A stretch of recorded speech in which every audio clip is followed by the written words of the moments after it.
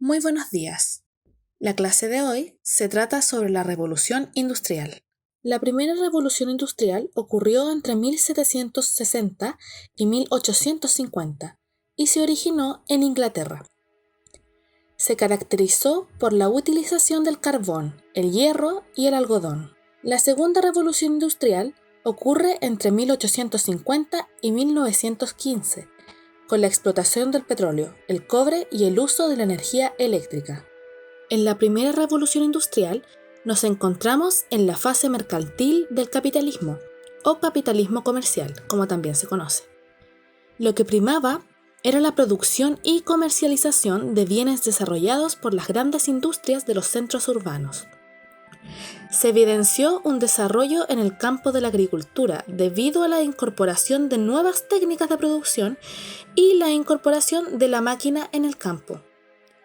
La innovación técnica fue uno de los elementos distintivos de estos tiempos con la creación de la máquina a vapor, que se extendió a la industria del ferrocarril y a la de los barcos. El hierro y el carbón hacían esto posible, y el uso del algodón le daba mayor protagonismo a la industria textil. La segunda revolución industrial se caracterizó por una explosión demográfica en todo el mundo, fortalecida además por la mejora en la calidad de vida que proporcionaba esta revolución en algunos sectores. El progreso tecnológico también fue evidente con la revolución de las comunicaciones y del transporte. Este último campo se vio fuertemente favorecido con la producción en línea o en cadena que promovía el Fordismo en la industria de los vehículos. Las principales fuentes de energía del periodo fueron el petróleo y la electricidad. Las consecuencias son diversas.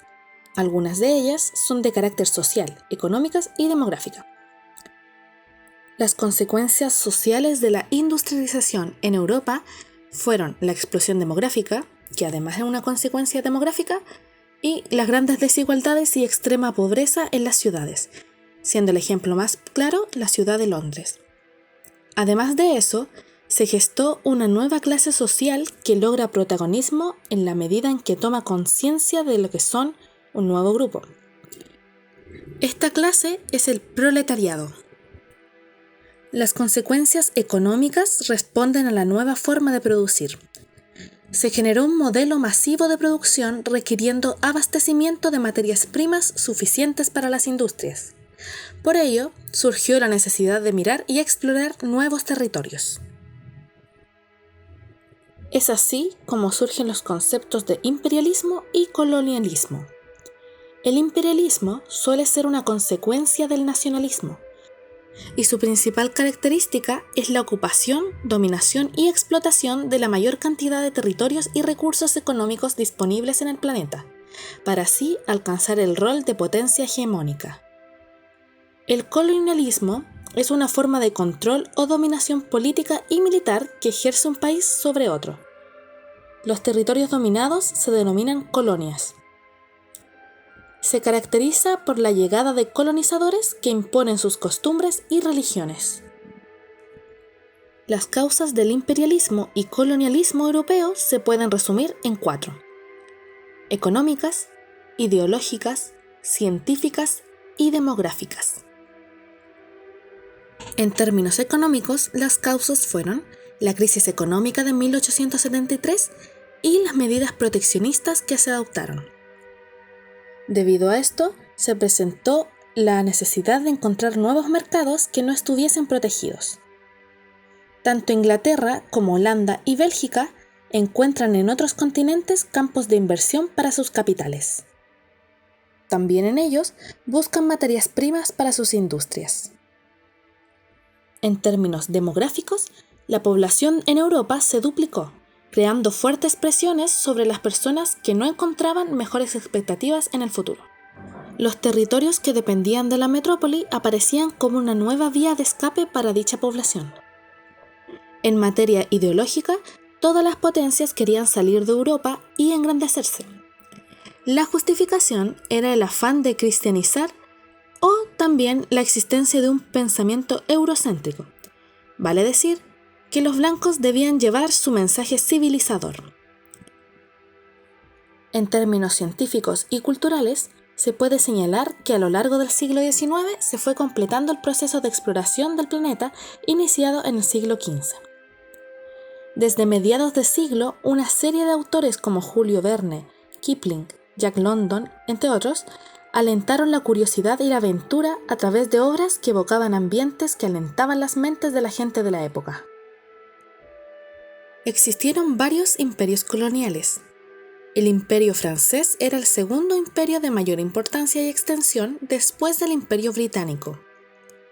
Tenía un gran tinte nacionalista con el ánimo de recuperar el autoestima francés, y sus posesiones se extendieron por África, Asia, Oceanía y América.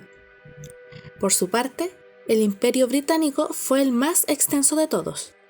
Su máximo esplendor se alcanzó en el siglo XIX, donde ya había controlado fundamentalmente territorios costeros o islas con claras aspiraciones comerciales y estratégicas.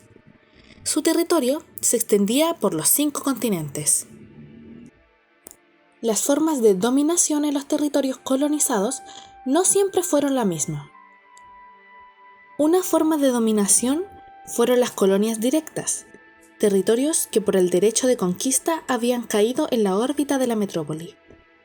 Esta imponía a sus funcionarios e instituciones, organizando la administración. Fueron las más extendidas.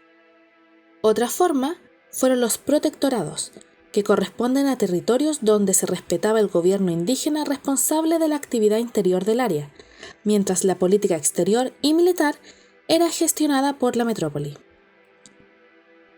En la práctica, al seguir las directrices marcadas por esta, los protectorados quedaban sujetos a la soberanía de la potencia con la que se habían pactado.